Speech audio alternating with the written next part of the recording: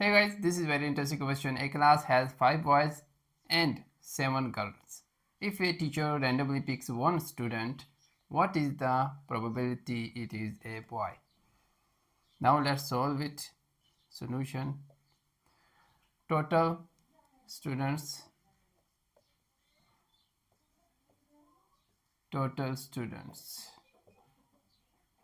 equals 5 plus 7, right?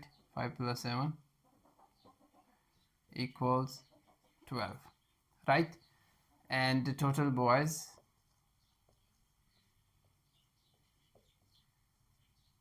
equals 5. Step 3, probability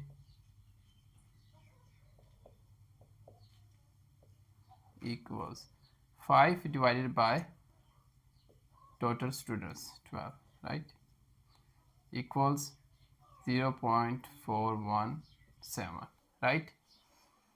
0.417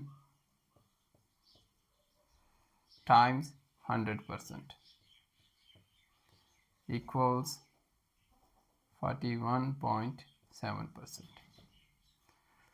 0.417 or 41.7%.